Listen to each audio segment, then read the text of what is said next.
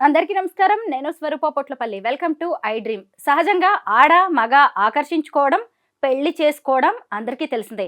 కానీ ఇద్దరు అబ్బాయిలు ప్రేమలో పడడం, పెళ్లి వరకు వెళ్ళడం, అసలు వాళ్ళని ఏమంటారు? గేస్ అంటారు. గేస్‌కి కూడా రైట్స్ కావాలి అంటున్నారు. అంటే ట్రాన్స్‌జెండర్స్‌కి ఎలాంటి ఉద్యోగాలైతే ఇస్తున్నారో మమ్మల్ని కూడా ప్రభుత్వం గుర్తించాలని వాళ్ళు డిమాండ్ చేస్తున్నారు. ప్రస్తుతం నాతో పాటు గే రైట్స్ యాక్టివిస్ట్ విష్ణు తేజ ఉన్నారు. ఆయనతో మాట్లాడదాం. హలో విష్ణు. హాయ్ అండి. చాలా బాగున్నారు విష్ణు. మీరు గే అంటే నేను నమ్మలేకపోతున్నాను. థ్యాంక్ యూ అండి. Thank you so much. Gay అన్నందుకా? లేపోతే స్మార్ట్‌గా ఉన్నారన్నందుకా? ఎందుకు థాంక్స్ కాంప్లిమెంట్ అంటే చెప్తున్నారు? హ్యాపీగా రిసీవ్ చేసుకోవచ్చు కదా! ఎందుకంటే గేనే అని చెప్పుకోవడానికి కూడా మీరంత హ్యాపీ, ప్రౌడ్ ఫీల్ అవుతున్నారు కదా! అందుకు నేను అడిగాను. బికాస్ గే అయినా కూడా నేను మెన్నే కదా! సో, మీరు యాజ్ ఏ వుమెన్‌గా నన్ను ప్రైజ్ చేస్తా ఉంటే అదే కాంప్లిమెంట్ రిసీవ్ చేసుకున్నాను. Very nice. చాలా బావుంది. ఈ పాజిటివిటీ మాత్రం నచ్చింది నాకు. థాంక్స్. హ్మ్. ఏం చదువుకున్నారు? మీది ఏ ఊరు విష్ణు? సో, మాది ప్రకాశం జిల్లా ఒంగోలు. హ్మ్. సో, నేను ఎంఎస్‌సి బయోటెక్నాలజీ చదివాను. విష్ణు, నేను ఒక గేని చూడడం గానీ, మాట్లాడడం, ఇలా ఇంటర్వ్యూ చేయడం ఫస్ట్ టైమ్. నిజంగా నాకు పెద్దగా ఐడియా లేదు. నాకైతే చాలా డౌట్స్ ఉన్నాయి. ఓకే. అడిగేస్తాను. ఫ్రీ అండ్ హ్యాపీగా. ఫ్రాంక్‌గా నేను అడుగుతాను. మీరు రెడీనా చెప్పడానికి? తప్పకుండా. రెడీ.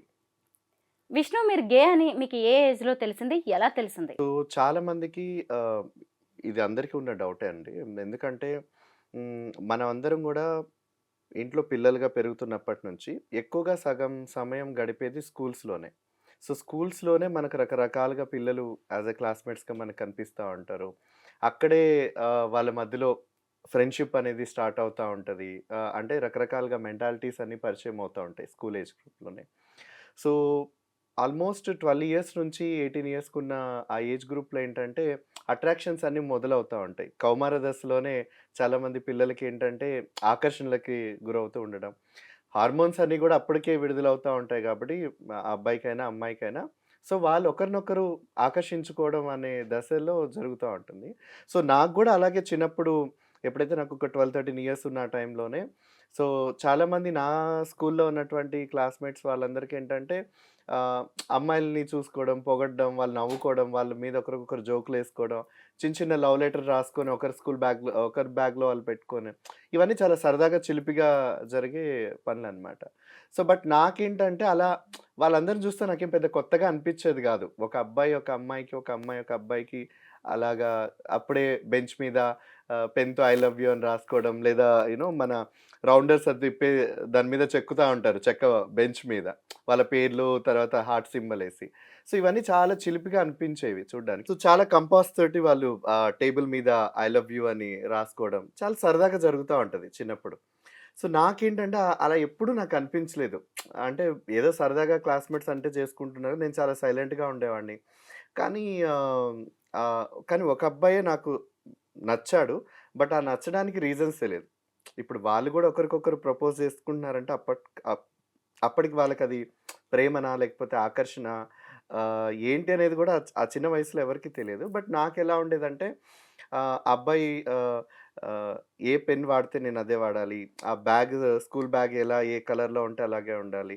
సో, మా నాన్న నాకు హైదరాబాద్ నుంచి అప్పుడు ఒక హీరో రేంజ్ సైకిల్ తీసుకొచ్చాడు రెడ్ కలర్‌ది. సో, హైదరాబాద్ నుంచి అది తెప్పించిన తర్వాత నేను స్కూల్‌కేసుకొనెళ్ళా ఫస్ట్ టైమ్. సో, అందరూ గూడా అది "నువ్వు దాంట్లో చాలా బాగున్నావు" అనిపించిన తర్వాత నేనెవరైతే నచ్చాడు అని అన్నానో, ఆ అబ్బాయి అట్లాస్ సైకిలేసుకొనొచ్చేవాడు. సో, నాకు అనిపించింది అరే! నాకు నచ్చిన వాడు అట్లాస్ సైకిలేసుకొనొస్తున్నాడు. ఇది నాకు నచ్చలేదు గదా! అనేది ఏదో వంకలు చెప్పి దాన్ని ఇంట్లో ఇచ్చేసేసి మళ్ళీ అట్లాస్ సైకిల్ తెప్పించుకోవడం. అంటే అప్పట్లోనే సెవెంత్, ఎయిత్, నైన్త్, 10థ్ ఆ ఏజ్ గ్రూప్‌లో కలిసే ఉన్నాం. ఆ అబ్బాయి, నేను అందరం కలిసే చదువుకున్నాం. బట్ ఏంటంటే, ఆ అట్రాక్షన్ అనేది ఉండిపోయింది. బట్ అది ప్రేమనా? లేకపోతే ఆహ్, ఎలాంటి కైండ్ ఆఫ్ అట్రాక్షన్ అనేది తెలీదు. బట్ లేటర్ ఆన్ కొంత ఏజ్ వచ్చిన తర్వాత నాకు అర్థమైంది ఏంటంటే, that is a kind of bonding. ఇప్పుడు అంతమంది ఒక క్లాస్ రూమ్‌లో ఉన్నప్పుడు ఒక పర్టిక్యులర్ అబ్బాయి మీదనే ఆ కైండ్ ఆఫ్ ఫీలింగ్స్ ఉండడం, మిగతా అమ్మాయిల మీద ఉండకపోవడం. ఈవెన్ అబ్బాయిలు అలాంటి అమ్మాయిలతో సంబంధించిన కన్వర్జేషన్స్ వస్తున్నా గానీ, నేను పెద్దగా ఇంట్రెస్ట్ చూయించకపోవడం అనేది ఐ రియలైజ్ దట్ వీటన్నిటికి క్వెషన్ ఏంటి అననంటే ఐయామ్ ఎ హోమోసెక్షువల్ బాయ్. అనేది నాకు అర్థమైందండి. ఇప్పుడు మీరు ఒక అబ్బాయిని ఇష్టపడ్డా అన్నారు కదా! మీరు గే అయ్యుండొచ్చు గానీ, అతను అవ్వకపోవచ్చు కదా! అతను ఖచ్చితంగా నార్మల్ బాయ్ అవ్వకపోవచ్చు. అయ్యుండొచ్చు కదా! ఖచ్చితంగా అవ్వకపోవచ్చు. ఎప్పుడంటే అలా ఫీలింగ్స్ ఉన్నప్పుడు సమ్‌టైమ్స్ చాలా వరకేంటంటే ఆహ్, ఒకానొక సందర్భంలో అందరూ క్లాస్‌మేట్స్ అందరూ ఎక్కిరిచ్చేవాళ్ళు. "ఏంట్రా మీ ఇద్దరు అస్తమానం చాలా దగ్గరగా వాడేదో నీ మీద చాలా అతి అతి కేరింగ్‌గా చాలా లవబుల్‌గా ఉన్నట్టుగా అనిపిస్తాయి. ఎందుకో మీ ఇద్దరిని చూస్తా ఉంటే చాలా తేడాగా అనిపిస్తా ఉందని." సో, ఇలాంటి కామెంట్స్ అంటే యూజువల్‌గా వాళ్ళకప్పుడు చూసినటువంటి అబ్జర్వేషన్ ఏంటంటే, మేమిద్దరం చాలా అబ్‌నార్మల్‌గా కనిపించడం. ముఖ్యంగా నా బిహేవియర్ అబ్‌నార్మల్‌గా కనిపించడం.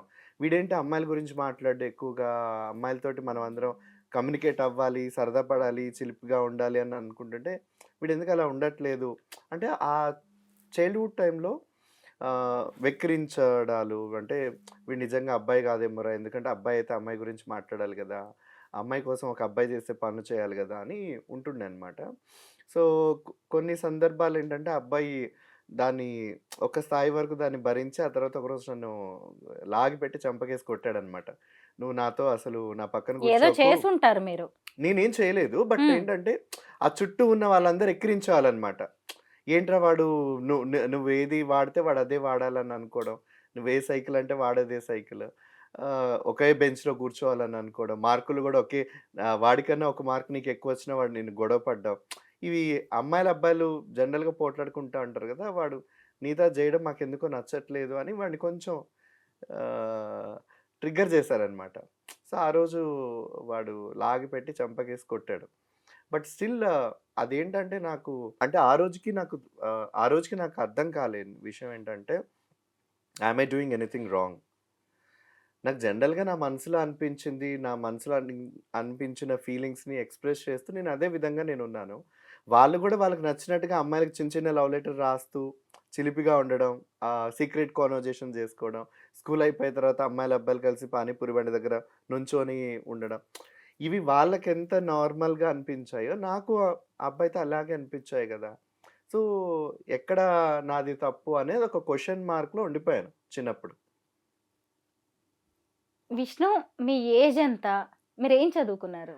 సో, ఇప్పుడు నా ఏజ్ 30 అండి. సో, నేను బయోటెక్నాలజీ చదివాను ఎంఎస్‌సి. ఈ 30 ఇయర్స్‌లో మీ ఫస్ట్ క్రష్ ఎవరు? సో, చెప్పా గదా! ఈ 30 ఇయర్స్‌లో నా ఫస్ట్ క్రష్ వచ్చేసి అబ్బాయి నా స్కూల్‌లో ఉన్న అబ్బాయే.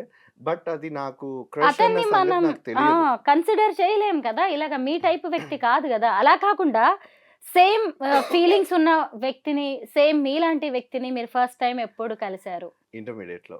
ఓహ్! యాహ్! తగిలాడా సో ఇంటర్‌కొచ్చేసరికే? యెస్. సో, నేనప్పుడు హైదరాబాద్‌కొచ్చాను చదువుకోడానికి. నేను ఇంటర్మీడియేట్ అప్పుడు బైపీసీ చేస్తుండే కేపీహెచ్‌బీ కాలనీలో. సో, 2011 ఆ టైంలో. సో, మా కార్పొరేట్ కాలేజొచ్చేసి కేపీహెచ్‌బీ కాలనీ మెయిన్ రోడ్‌కే ఉండేది. So, it's a 5 floors building. So, నేనొచ్చి జాయిన్ అయిన ఒక 2, 3 వీక్స్‌కి నేను చాలా ఒక్కడినే ఒక సెపరేట్ బాల్కనీ రూమ్‌లో నా బెడ్, నా అల్మారా అన్నీ నేను పెట్టుకొని సెపరేట్‌గా ఉండేవాడిని. ఎవరితో కమ్యూనికేట్ అయ్యేవాడిని కాదు. సో, ఒకరోజు ఒక అబ్బాయొచ్చి "మీది ఆంధ్రానా?" అంటే ఆంధ్ర. అబ్బాయిది నేటివ్ ఆఫ్ తెలంగాణ. సో, ఆ తెలంగాణ లాంగ్వేజ్ తోటి వచ్చేసరికి అమ్మ వీడెవడు ఏంటి ఇంత రుబాబుగా మాట్లాడుతున్నాడని మనసు లోపల అనిపిచ్చింది. ఆ! సర్లే ఇప్పటి నుంచి నా పక్కన వచ్చి పడుకో అని నేను స్టడీ అవర్ అయిపోయి వచ్చేసరికి 2 బెడ్స్ ఒక విండో బాల్కనీ దగ్గర 2 బెడ్స్ అరేంజ్ చేసి దాని మీద ఒకటే సింగిల్ బెడ్ షీట్ ఏసేసుందనమాట. సో, ఈరోజు నుంచి మన ఇద్దరం కలిసి పడుకుందాం. ఎవరి సెక్షన్స్ వాళ్ళకి మార్నింగ్ లేచి వెళ్దామని కాన్వర్జేషన్‌లో నాకనిపించింది. అరే! అంతకుముందు మీరిందాక ఏదైతే అన్నారో కన్సిడర్ చేయరని 10థ్ క్లాస్ అప్పుడున్న ఆ కైండ్ ఆఫ్ కన్ఫెషన్ అనేది. ఇప్పుడెందుకో నేను కాకుండా నా కోసం ఇంకొక అబ్బాయి స్పెషల్‌గా కేర్ చేయడానికి నన్ను పలకరించి, మనిద్దరం కలిసి పడుకుందామని ఆ ఏర్పాట్లన్నీ చేస్తా ఉంటే నాకు మొదటిసారి లోపల నుంచి ఆ kind of a crush. Hmm. So, he is my crush. చూడ్డానికి బాగున్నాడు. He is caring me. So, ఆ ఎమోషనల్ అట్రాక్షన్ అండ్ ఆ రొమాంటికల్ అట్రాక్షన్ అనేది అప్పుడే మొదలైందనమాట మీ తనతోటే. First love that's my first love. ఎన్ని రోజులు యాహ్! నడిచింది? సో, అది ఆల్‌మోస్ట్ ఇంటర్మీడియేట్ ఉన్నంత వరకు నడిచింది. సో, ఆ తర్వాత ఏమైంది అనంటే తను అంటే అందరం గూడా చాలా చిన్న పిల్లలం. ఆల్‌మోస్ట్ 17, 18 ఇయర్స్ ఉన్న ఏజ్ గ్రూప్ కదా! సో, ఆ అబ్బాయి ఒక మాట అన్నాడు లైక్ మా ఇంట్లో చాలా ఆర్థోడాక్స్ వాళ్ళందరూ ఫ్యామిలీ అంతా చాలా కన్జర్వేటివ్. సో, ఇలా అని ఏమైనా తెలిసినా చెప్పినా చంపేస్తారు. So, better not to you know meet again. So, ఇంతకాలం మనం చాలా హ్యాపీగా ఉన్నామని చెప్పేసి తను ఓపెన్ అయిపోయాడా అతను? నాతో ఓపెన్ అయ్యాడు. బట్ ఆ ఫీలింగ్స్ మేము ఎవరితో షేర్ చేసుకోలేదన్నమాట. సో, కాలేజ్ టైమ్‌లో యాస్ మనకు స్కూల్ టైమ్‌లో నాకెలాగైతే తోటి క్లాస్‌మేట్స్ ఏడిపించడం అలాంటివి ఏదైతే చేశారో, ఇంటర్మీడియేట్‌లో కూడా నాకు అలాగే జరిగాయి. అంటే ఏంట్రా మీ ఇద్దరు మొగుడు పెళ్ళాల్లాగా ఒకేసారి వస్తారు మెస్‌కి, ఒకే ప్లేట్‌లో పెట్టుకొని తింటారు. వాడు నీకు తినిపించడం, నువ్వు వాడికి తినిపించడం. Like you both look like a couple అని అనడం. సో, కొన్ని సందర్భాలేంటంటే నన్నెవడైనా ఇంకొంచెం ట్రిగ్గర్ చేస్తాడంటే ఒకరోజు ఫుల్లుగా కొట్టేశాడు. అయితే ఏంట్రా వాడు గే అయితే ఏంటి? అవును నాకు అంటే వాడిష్టం అని చాలా అబ్బాయి చాలా తెగించి చెప్పాడనమాట. బట్ నాకు చాలా భయమేసింది. బికాస్ ఒక బిల్డింగ్ అంతా నా గురించి మా ఇద్దరి గురించి మాట్లాడుకుంటా ఉన్నారు. ఎక్కడికెళ్ళి క్లాస్‌లో కూర్చోవాలన్నా మొహం చెల్లేది కాదు. మెస్‌కి వెళ్ళాలనుకున్నా గానీ ఏదో మా ఇద్దరిని చాలా వింతగా చూసేవాళ్ళు. సో, ఆహ్, నా మీద ఉన్న కన్సర్న్ ఆ ప్రేమ అనేది ఆ అబ్బాయికి కూడా అది నెగటివిటీగా అయిపోయిందనమాట. సో, నేనే కొంచెం ఆలోచించి ఫైన్ మనకి ఇక్కడే ఇలాంటి డిస్టర్బెన్సెస్ ఉన్నప్పుడు నువ్వు ముందే చెప్పావు మీ నాన్న మీ ఇంట్లో ఫ్యామిలీ అందరూ ఒప్పుకునే పరిస్థితి ఉండదు. అసలు మనం ఈ రిలేషన్ ఎంతవరకెళ్తదనేది కూడా తెలియని వయసు కదా! So, better you be happy. So, intermediate అయిపోయింది. నా దారిన నేను చదువుకోవడానికి వేరే చోట ఎళ్ళిపోయాను. ఆ అబ్బాయి దారిన వేరే చోటికి చదువుకొని ఎళ్ళిపోయారు. యాహ్! మళ్ళీ ఎప్పుడు కలవలేదా మీరిద్దరు? మధ్యలో కొన్ని సందర్భాల్లో నేను కలిసాను. బట్ పాత జ్ఞాపకాలు అలాగే మనసులో ఉన్నాయి. బట్ దాన్ని ఎప్పుడు మళ్ళీ మేము డిస్కస్ అతను చేసుకోలేదు. పెళ్లి చేసుకోవడం ఏమైనా జరిగిందా విష్ణు? ఇప్పటికి ఇంకా పెళ్లి కాలేదు. బట్ ఖచ్చితంగా అయితే ఇంకొక అమ్మాయిని పెళ్లి చేసుకుంటాడు. మీరేం జాబ్ చేస్తుంటారు? సో, నేను బయోటెక్నాలజీ నాది అయిపోయిన తర్వాత నేను ఒక సంవత్సరం పాటు వైల్డ్ లైఫ్ కన్జర్వేషన్ చేశాను. మన ఈస్టర్న్ ఘాట్స్ దగ్గర. సో, నాకు వన్యప్రాణులంటే చాలా ఇష్టం అన్నమాట. సో, వన్యప్రాణి సంరక్షకుడిగా అప్పుడు కొన్ని కింగ్ కోబ్రాస్ ప్రాజెక్ట్‌లో నేనప్పుడు చాలా యంగ్ రీసెర్చర్‌గా ఉండే అన్నమాట. సో, అది చేసిన తర్వాత నేను హైదరాబాద్ సిటీలో రావాలి. బికాస్ లైఫ్ అంతా అడవిలోనే ఉంటున్నట్టుగా ఉంది. Like I need to find out people like me. నాలాగా ఉన్న వ్యక్తుల్ని నేను కలుసుకోవాలి. వాళ్ళతో నేను టైమ్ స్పెండ్ చేయాలి. లైక్ నా లోపలున్న ఆ ఎమోషన్స్ అవన్నీ గూడా చాలా డిస్టర్బెన్స్‌గా ఉన్నాయి. నేను ఎవరితో షేర్ చేసుకోలేకుండా. అని అనిపించిన దాకా అప్పుడు హైదరాబాద్‌కి వచ్చి నేనొక కార్పొరేట్ కంపెనీలో నేను జాయిన్ అయ్యాను. సో, జాయిన్ అయిన ఒక ఫ్యూ వీక్స్‌కి ఏమైందంటే సేమ్ యాజ్ యూజువల్. సో, నేను అమ్మాయిలతో ఎంత కంఫర్టబుల్‌గా ఉంటానో అది చిన్నప్పటి నుంచి గూడా. సో, స్కూల్‌లో క్లాస్‌లప్పటికి గూడా నేను చాలా అల్లరిగా చేసేవాడిని. అమ్మాయిలతో చాలా సరదాగా ఉండేవాడిని. సో, ఆ చనువు నాకు ఆహ్, పెరుగుతూనే వచ్చేది. ఆ బాండింగ్ అనేది అమ్మాయిలతో ఉండేది గానీ, బట్ వాళ్ళనెప్పుడు గూడా నేను ఆహ్, ఎనీ కైండ్ ఆఫ్ అట్రాక్షన్స్ తోటి నేను చూడలేదు. Physical, mental, sexual, romantical all these kind of attractions నాకెప్పుడు వాళ్ళ మీద కలగలేదు. But I like them. ఇప్పుడు ప్రపంచంలో అన్ని మనుషులు, అన్ని జంతువులు ప్రతి మన చుట్టూ ఎలా ఉంటాయో, women, girls are also same like that. I love them. I like them. And ఆ రెస్పెక్ట్ కైండ్ ఆఫ్ అనే ఫీలింగ్ అనేది ఇంటర్నల్‌గా చిన్నప్పటి నుంచే జనరేట్ అవుతూ వచ్చిందనమాట. సో, ఎప్పుడైతే నేనక్కడ వర్క్ చేయడం మొదలుపెట్టానో ఆ కార్పొరేట్ కంపెనీలో, సో, ఒకరోజు నాతో పాటు రెగ్యులర్‌గా లంచ్ చేసే ఒక కొలీగ్ ఏంటంటే, ఆ అబ్బాయి కొంత టైం నుంచి నాతో సరిగ్గా ఉండట్లేదు, మాట్లాడట్లేదు. ఎప్పుడు కలిసి తినేవాళ్ళం కూడా ఆ అబ్బాయి నాతో కూడా కలిసి కూర్చోవట్లేదు. వేరే టేబుల్ మీదకెళ్ళి వేరే గ్రూప్ ఆఫ్ పీపుల్‌తో కూర్చోవడం సో, నేను ఒకరోజు అడిగాననమాట తన్ని. ఎందుకు ఏమైనా ప్రాబ్లమా నాతోటి? ఏమైనా గొడవయిందా? లేకపోతే ఇంట్లో ఈజ్ ఎవ్రీథింగ్ ఆల్ రైట్? అని అని అడిగిన తర్వాత తనేమన్నాడంటే, "everything is all right. But నీతో ఉంటేనే అది is like it is not an all right" అంటే, "ఎందుకు అలా అంటున్నావు? ఏమైంది?" అనంటే, "లేదు నీ సోషల్ మీడియా కానీ లైక్ నీ పోస్ట్ అండ్ నీ ప్రీవియస్ అన్నీ చూసిన తర్వాత they come to know that you are gay men. So, నీతో పాటు నేను ఉన్నాను. నీతో పాటు నేను కలిసున్నాను" అనంటే, "ఏంటి నువ్వు గూడా వాడి బాబతేనా?" అన్నట్టుగా మాట్లాడుతా ఉన్నారు. సో, నాకెలాగో పెళ్లి కావాల్సిన వాడిని. నాకిలాంటి ట్యాగ్ లైన్స్ ఆఫీస్‌లో వచ్చిందంటే నాకు కెరీర్‌గా అయినా, పర్సనల్‌గా అయినా ఎఫెక్ట్ అవుతది. Sorry don't mind. బట్ నీ నుంచి నాకే ప్రాబ్లమ్ లేకపోయినా గానీ ఆఫీస్‌లో అందరూ అలా మాట్లాడుకుంటున్నారు అన్న తెలిసిన ఆ మరుక్షణమే నేను రిజైన్ చేసి వచ్చేసిన తర్వాత అప్పుడు నాకనిపిచ్చింది. సో, ఏదైతే ప్రీవియస్‌గా ఫస్ట్ క్రష్ ఉన్న అబ్బాయి నుంచి ఆ తర్వాత అరే! సొసైటీ యాక్సెప్ట్ చేయదు కదా! హోమోసెక్షువల్ పీపుల్స్‌నైనా, వాళ్ళు ఆడవాళ్ళైనా, మగవాళ్ళైనా యాజ్ యూజువల్‌గా మనం గే అండ్ లెస్బియన్స్ అని మాట్లాడుకుంటూ ఉంటాం. సో, వీళ్ళని యాక్సెప్ట్ చేయదు కదా సొసైటీ. సో, కాస్ట్ యాక్సెప్ట్ చేయదు, రిలీజియన్ యాక్సెప్ట్ చేయదు, సొసైటీ యాక్సెప్ట్ చేయదు, ఫ్రెండ్స్ యాక్సెప్ట్ చేసే సిట్యుయేషన్‌లో లేదు. కొలీగ్స్ దగ్గర కూడా అటువంటి ఫ్రీడమ్ ఆఫ్ ఎక్స్‌ప్రెషన్ అనేది ఎక్కడా లేదు. సో, ఇది ఎక్కడో చాలా ట్రిగ్గర్‌గా ఉంది అన్న టైంలోనే ఇప్పుడు అవన్నీ వదిలేసేసి నేను ఐ స్టార్టెడ్ లివింగ్ అలోన్. అప్పుడే నాకు కొత్త పరిచయాలయ్యాయి. సో, ఇప్పుడు ఎంతమందినైతే మీరు ఇంటర్‌వ్యూస్‌లో చూస్తూ ఉంటారో వాళ్ళందరూ సెలబ్రిటీ ఇన్‌ఫ్లుయెన్సర్స్ ఎవరైతే ఇప్పుడిప్పుడు ఉన్నారో, సో, వాళ్ళందరూ గూడా నేను టీనేజర్స్‌గా ఉన్నప్పుడు కలుసుకొని ఇప్పుడు ఇలా పెరిగాము. బట్ మీన్‌వైల్ ఈ ఈ మొత్తం మీరడిగినట్టుగా ఈ 30 ఇయర్స్ జర్నీలో ఆల్మోస్ట్ 18 ఇయర్స్ దగ్గర నుంచి నేను ఐడెంటిఫై చేసుకొని నాకు నేను అన్ని గ్రూప్స్‌లో తిరగడం, ఫైండ్ ఔట్ చేసుకోవడం మొదలుపెట్టిన తర్వాత సో, ఈ రోజుకి అది 12 ఏళ్ల ఎక్స్‌ప్లోరింగ్ థింగ్స్ అన్నమాట. మొత్తం దాని మీద వాయిస్ ఔట్ చేయడం, మాట్లాడడం. సో, ఆ రోజే నేను డిసైడ్ అయ్యాను. ఎక్కడైతే ఒక అంటే మీరిందాకన్నారు గేస్ కంటే గుర్తింపు అవసరమా అంటే, గే అన్న దానికి ఒక గుర్తింపు అవసరం లేదు. బట్ యాస్ ఒక మనిషిగా, ఒక ఒక పురుషుడిగా నేనెవరిని కోరుకుంటున్నాను, ఎవరిని ఇష్టపడుతున్నాను, ఆ వ్యక్తితో నేనేం చేస్తున్నాను అనేది అది matter of my personal life and my privacy. నేను పని చేయట్లేదా? నేను బాగా చదవట్లేదా? మిగతాదేదైనా మీకు ప్రాబ్లమ్‌గా ఉంటే అవన్నీ మెటీరియలిస్టిక్. అవి దాంతో చేసుకోవాలి గానీ, ఒక వ్యక్తి జీవితానికి సంబంధించినవి మీకు తక్కువగా కనిపిస్తున్నాయి అనంటే అటువంటి ప్లేస్‌లో నేను ఉండలేను. అందుకని గుడ్ బై చెప్పేసి వచ్చేసాననమాట. సో, ఆ రోజు నుంచి ఈ రోజు వరకు కూడా విష్ణుతేజ యాజ్ గే రైట్స్ యాక్టివిస్ట్‌గా ఎక్కువగా ఎందుకు పాపులర్ అనంటే, గే మెన్ ఎక్కడైతే ఇలాంటి వివక్షతలకి ఎదుర్కొంటున్నారో, సమాజంలో అయినా, కుటుంబంలో అయినా, చదువుకునే చోటైనా, వర్క్ చేసే ప్రదేశంలో అయినా, ఆ వివక్షతలన్నిటి మీద పోరాడడానికి నేను ఆ రోజే డిసైడ్ అయ్యాననమాట.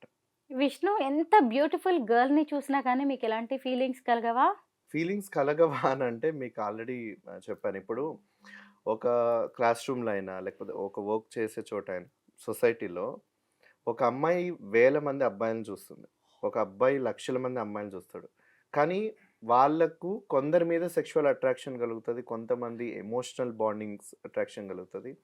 సో, ఎప్పుడైతే ఈ అట్రాక్షన్స్ అనేది బిట్వీన్ 2 అడల్ట్స్ మధ్యలో జరుగుతా ఉంటాయో, అవి very natural. The same thing ఎప్పుడైతే ఒక అబ్బాయి ఇంకొక అబ్బాయి మీద ఫీలింగ్స్ ఉన్నాయి. అమ్మాయి మీద లేవు. లేదు ఇంకొక అమ్మాయికి అమ్మాయి మీద ఫీలింగ్స్ ఉన్నాయి. అవి అబ్బాయి మీద లేవు అనంటే ఇమ్మీడియేట్‌గా చుట్టూ ఉన్న వాళ్ళందరికీ ట్రిగ్గర్ అయ్యేదేంటంటే వీళ్ళు తేడా. ఈ తేడా అన్నది మైండ్‌లో ఎప్పుడైతే వస్తుందో అది ఎక్కడి నుంచి వస్తుందనంటే చిన్నప్పటి నుంచే కాదు. మన ముందు తరాల నుంచైనా ఆడ జన్మ, మగ జన్మ ఎత్తారు అనంటే వాళ్ళిద్దరూ ప్రేమించుకోవాలి. లేదా పెద్దలు కుదిర్చిన సంబంధంలో అయినా వాళ్ళు పెళ్లి చేసుకోవాలి. వాళ్ళు కలిసి కాపురం చేయాలి. పిల్లల్ని కనాలి. మళ్ళీ ఆ లైఫ్ అనేది ఒక చక్రం. సో, ఈ లైఫ్ చక్రం భారతదేశంలో ఉన్న ప్రతి కుటుంబం అనేది అలవాటైపోయింది. సో, ఇప్పుడిప్పుడు ఆ కుటుంబ వ్యవస్థలో ఉంచి ఎవరైతే మళ్ళీ ఇద్దరు అబ్బాయిలు, ఇద్దరు అమ్మాయిలు వాళ్ళలో ఒక కుటుంబ వ్యవస్థ ఏర్పడాలి అని అనుకుంటే సమాజం దాన్ని యాక్సెప్ట్ చేసేటువంటి పరిస్థితిలో లేదు. సో, లేనటువంటి సిట్యుయేషన్‌లో మాలాంటి అట్రాక్షన్స్ అందరికి ఏం కనిపిస్తాయంటే అవి అన్‌న్యాచురల్, అబ్‌నార్మల్. మీరు బట్ నార్మల్ బాయ్ లాగానే ఉంటారా ఫిజికల్‌గా? యెస్. ఫిజికల్‌గా బాయ్‌గానే ఉంటాం. యాహ్! కాకపోతే మెంటల్‌గా మీరు ఇంకొక బాయ్‌కి సీ అట్రాక్ట్ అవుతారు అంతే. ఎప్పుడైతే మనకు మన ఒక చిన్న క్లారిఫికేషన్ నేను మన వ్యూవర్స్ అందరికి కూడా చాలా మందికి తెలియందేంటంటే, మన 2 తొడల మధ్యలో ఉన్న భాగం ఏదైతే ఉందో, అది లైంగిక చర్యల కోసం లేదా పునరుత్పత్తి కోసమో దానికి సంబంధించినటువంటి ఒక భాగం. మన ఏ ఆడ వ్యక్తి అయినా, మగ వ్యక్తి అయినా వాళ్ళిద్దరు 2 తొడల మధ్యలో ఉన్నది. మన 2 చెవుల మధ్యలో ఉన్నది ఏదైతే మెదడు ఉందో, అది మన ఎమోషన్స్‌కి సంబంధించి, మన బాడీలోకి సంబంధించినటువంటి హార్మోన్స్, సెక్రెషన్స్ అదని. ఆ 2 కలిపితే ఇక్కడ ఏం ఫీల్ అవుతా ఉంటాము అనేది that is an attraction. So, ఒక మనిషికి ఎవరి మీద అట్రాక్షన్ కలుగుతుంది, ఎవరితో నవ్వాలి, ఎవరితో ఏడవాలి, ఎవరితో కలిసి ఒక చాయ్ తాగాలి, ఎవరితో కలిసి ఒక సిగరెట్ తాగాలి అనేది it is all between 2 humans. అది ఎప్పుడైతే చూసే జనాలకి ఇది అబ్నార్మల్ అని అనిపిస్తుందో, ఇదేదో చాలా తేడాగుందే అని అనిపిస్తుందో, అక్కడే ఒక వివక్షత మొదలవుతుంది. ఉదాహరణ బయట ఎందుకు? మీరే అన్నారు. మొట్టమొదటిసారి మిమ్మల్ని నేను చూస్తున్నానని. బట్ నాలాగా వచ్చి మాట్లాడాల్సిన అవసరం అందరికీ లేదు. ఎందుకంటే వాళ్ళెవ్వరు గూడా కనిపించరు. లెస్బియన్ అమ్మాయిలైనా అమ్మాయిల్లాగే ఉంటారు. గేస్ అబ్బాయిలైనా అబ్బాయిల్లాగే ఉంటారు. కానీ ఎక్కడైతే lunch time conversation, coffee time వచ్చినప్పుడు ఈరోజు ఆ కొలీగ్ అమ్మాయి చాలా బావుంది గదా! లేదా ఈరోజు ఆ అబ్బాయి చాలా బాగున్నాడు గదా! అని కాన్వర్జేషన్ వచ్చినప్పుడు నువ్వు రెస్పాండ్ అవ్వకపోతే తేడా. ఒకవేళ రెస్పాండ్ అయినా గూడా ఏంటంటే చాలా ఫేక్‌గా ఆ! నిజమే బావున్నారు. అంటే మాట వరుసకు ఆ మాట అనకపోతే అక్కడ తేడా అన్న లేబుల్ ఏసేస్తదేమో ఈ సొసైటీ, ఆ చుట్టూ ఉన్నదన్న ఒక భయం అనేది. మీరు గే అని మీ ఫ్యామిలీ మెంబర్స్‌కి, మీ పేరెంట్స్‌కి ఎప్పుడు తెలిసింది? సో, చాలామంది అనుకునేదేంటంటే, నేను వాళ్ళకి డైరెక్ట్‌గా నేను గే అని చెప్పాను అనని. బట్ అదేం జరగలేదు నా లైఫ్ విషయంలో. సో, మీకు చెప్పాను గదా! ఇంటర్మీడియేట్‌లో నా ఫస్ట్ క్రష్ అబ్బాయి ఉన్నాడని. సో, మా సిస్టర్ వెడ్డింగ్ జరుగుతుంది. సో, వెడ్డింగ్ జరుగుతున్న టైంలో వాడు నాకు డ్రెస్సింగ్ రూమ్‌లో నాకు పంచె కడుతున్నాడనమాట. సో, నేను అబ్బాయిని అప్పుడు హగ్ చేసుకొని రొమాంటికల్‌గా నేను అబ్బాయిని ముద్దు పెట్టుకుంటున్నాను నుదుటి మీద. సో, అదే టైంలో నాకు ఆ రూమ్ డ్రెస్సింగ్ రూమ్‌ని ఓపెన్ చేసింది సడెన్‌గా చూస్తే మా ఫాదర్. హ్మ్. సో, అంటే నేను అబ్బాయిని ఇలా హోల్డ్ చేసుకొని ఉన్నాను. వాడు నన్ను పంచె డ్రేప్ చేస్తా ఉన్నట్టు నా నడుముకి. సో, అది ఆ భంగిమ చూడగానే మేము ఎవరు ఓపెన్ చేశారని షాక్‌లో నేను చూడగానే మా నాన్న. సో, ఆ రోజు పక్క రోజు ఒక 2 రోజుల తర్వాత ఏం అనలేదు. సో, ఒక 3, 4 రోజులు అయిపోయిన తర్వాత నన్ను పిలిపించి, అదే డోరు వియంకులు వాళ్ళు గనక ఓపెన్ చేసుండుంటే, ఏ మన పరువు ఏమైయుండేది అని టీవీ డిష్‌వేర్ తీసుకొని నన్ను ఫుల్ ఆహ్, బాగా పడ్డాయి. చాలా బాగా. సో, చాలా బాగా పడ్డాయి. సో, ఆ తర్వాత నా మీద నిఘా పెంచారు. అప్పుడు చిన్న చిన్న నోకియా ఫోన్లుండేవి మనందరివి. ఏదో ఒక రూ. 10 కార్డ్స్ ఏసుకొని పర్ డే 200 ఎస్ఎంఎస్‌లుండేవి. సో, నేను వాడికి మా ఇంట్లో ఇలా అయింది. ఎందుకంటే ఫోన్ చేయలేను నీగా అన్నీ ఉంటాయి. సో, అప్పుడు అన్నీ ఎస్ఎంఎస్‌లేనే. అవి గూడా మా నాన్న చదివేసి, ఓహో! సో, చాలామందికి ఈ 10థ్ క్లాస్, ఇంటర్మీడియేట్‌లో అమ్మాయిలు, అబ్బాయిలు ప్రేమలో పడ్డం, వాళ్ళు కొంచెం కాలు జారారన్న పదాలు అప్పట్లో వాడుతా ఉండేవాళ్ళు గదా! కాలు జారే ప్రయత్నాలేమైనా జరుగుతా ఉంటాయేమో, మళ్ళీ ఎక్కడ మన పిల్లలు తలవంపులు తీసుకొస్తారేమో అన్న టెన్షన్ పేరెంట్స్‌కి చాలా ఉండేది. వాటన్నిటికి భిన్నంగా వీడేంటి అబ్బాయితో ఇంత రొమాంటిక్‌గా చాట్ జేసి ఇక్కడుండే అమ్మాయి అన్నా అనుకుంటే పర్లేదు. వాడొక అబ్బాయి. అసలేం జరగబోతుందా అనేది మై ఫాదర్ వాస్ లైక్ చాలా సీరియస్ అయ్యి ఇంక మొత్తం గృహ నిర్బంధమే అన్నమాట. గృహ నిర్బంధం అయిపోయి, ఆ తర్వాత నేను ఆహ్, ఆహ్, చాలా చాలా అంటే ఇంట్లోనే ఉండిపోయి మానసికంగా ఆ టార్చర్ అంతా అనుభవించేసిన తర్వాత ఇంక నా వల్ల కాక పెన్ను, పేపర్ తీసుకొని మన మానవ హక్కుల కమిషన్‌కి ఒక లెటర్ రాసేసి, ఇలా నన్ను గృహ నిర్బంధం చేసి చాలా టార్చర్ చేస్తా ఉన్నారు. ఇలా ఉన్నాను అన్న ఉద్దేశంతోటి అని చెప్పి, పక్కింటి అబ్బాయికి రాసిన లెటర్ ఇచ్చేసి పోస్ట్ బాక్స్‌లో ఏసేసి రమ్మని చెప్పారు. సో, కరెక్ట్‌గా ఒక వారం తర్వాత హైదరాబాద్ నుంచి మా ఇంటికి స్పెషల్ టీమ్ అంతా వచ్చారు. వచ్చిన తర్వాత ఇలా ఒక కంప్లెయింట్ వచ్చింది. మీ అబ్బాయి ఎక్కడున్నాడు అని. డోర్ తీయగానే మా మదర్ కనిపించారు. ఇలా ఒక కంప్లెయింట్ వచ్చింది. మీ అబ్బాయి ఎక్కడున్నారు అనంటే, మా అబ్బాయి లేడండి బయటికెళ్ళాడు అన్నాను. లేదు కంప్లెయింట్ వచ్చి ఇంట్లోనే ఉన్నాడు. మీరందరూ గృహ నిర్బంధించాడు. మీ ఆయన ఎక్కడున్నారు అని అడిగితే, మా ఆయన లేరు డ్యూటీకెళ్లారని. సో, వాళ్ళు ఇమ్మీడియేట్‌గా వచ్చి లోపలంతా సోదా అంతా సర్వే చేసేస్తే నేను ఒక బెడ్‌రూమ్‌లో లైట్ ఆఫ్ చేసుకొని ఒక మూలన కూర్చొని ఉన్నా. It's like day routine. So, అప్పుడు వెంటనే నన్ను బయటికి పిలిపించి లెటర్ నువ్వే రాసావా? అంటే నేనే రాసాను అన్నాను. సో, అక్కడ మీ వారికి ఫోన్ చేసి పిలిపించండి. ఎంక్వైరీ చేసి ఇన్వెస్టిగేషన్ చేసి చేస్తాము అని. సో అక్కడ ఆ సిచ్యువేషన్‌లో మా మదర్ అబ్బాయి ఏదో తెలియక చేస్తాడండి. మీరైనా కొంచెం చూడండి. ఎందుకంటే ఇలాంటి సిట్యుయేషన్స్ వచ్చినప్పుడు వాళ్ళ నాన్న అలా రియాక్ట్ అయ్యారు. బట్ ఆయనకేం తనని కొట్టాలి, ఇప్పటికైనా బంధించాలి. ఒప్పుకున్నారా? మీ మా నాన్న మిమ్మల్ని వదిలేసారా? అంటే ఆయన ఒప్పుకునే టైం గూడా నాకు తెలిసి లేదనుకుంటా. సో, ఆ మధ్యలోనే అనారోగ్యంతో ఆయన చనిపోయారు. బట్ ఆ ఫేజెస్, ఆ సిట్యుయేషన్స్ అన్నీ చూసిన మా మదర్ ఎవరైతే ఉన్నారో మా మదర్ కంప్లీట్‌గా యాక్సెప్ట్ చేశారు. సో, చాలా ఇంటర్‌వ్యూస్‌లో మా మదర్‌ని అడిగినప్పుడు గూడా తను చెప్పిందేంటంటే, చిన్నప్పటి నుంచి కొడుకేంటి, కొడుకు ప్రవర్తన ఏంటి, కొడుకు ఎవరితో ఎక్కువగా ఉంటున్నాడు అనేది తెలుస్తా ఉంటది. ఎవరితో ఎక్కువ ఆడుకుంటున్నాడు, ఎవరితో ఎక్కువ చనువుగా ఉంటున్నాడు అనేది ఆటోమేటిక్‌గా ఏ తల్లికైనా తెలిసేది. సో, మా వాడు ఎందుకో ఎక్కువగా అమ్మాయిలతో అంత చనువుగా ఉండడు.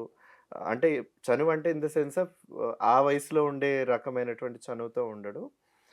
ఎక్కువగా ఆడుకుంటాడు, అన్నీ చేస్తాడు గానీ, బట్ వాడికెప్పుడు ఆ ఇంటెన్షన్స్ ఉండేది కాదు. బట్ ప్రత్యేకంగా ఇంట్లో గులాబీ అంట్లుంటే అవన్నీ తీసుకెళ్ళి వాడికి నచ్చిన అబ్బాయికి ఆ గులాబీ అంట్లు ఇవ్వడం, ఆ మొక్కలు షేర్ చేసుకోవడం, లేదా ఇంటికి పిలిపించి అమ్మ ఇది చేసి పెట్టు, మా ఫ్రెండ్ వస్తాడు ఈరోజు ఇంటికి ఇది తింటు అంటే సేమ్ సెక్స్ బాయ్స్ మీదనే వాడివి ఈ కైండ్ ఆఫ్ ఉండేది.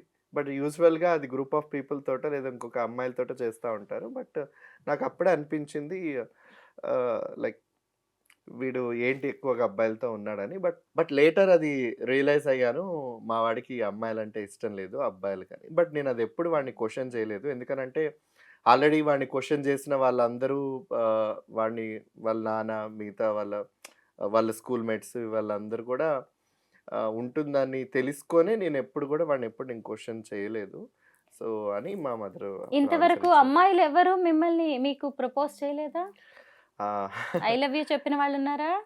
ఆహ్, ఉన్నారండి. సో, హ్మ్. నాకు అది ఎంత ఆహ్, కష్టమైన సిట్యుయేషన్ అంటే నా లైఫ్‌లో ఆహ్, వాళ్ళేమో చాలా ఎమోషనల్‌గా పెంచుకొని సో, నాకు 10థ్ క్లాసు, 8, 9, 10థ్ క్లాస్ నేను స్కూల్ ట్యూషన్‌కే వెళ్ళేవాడిని.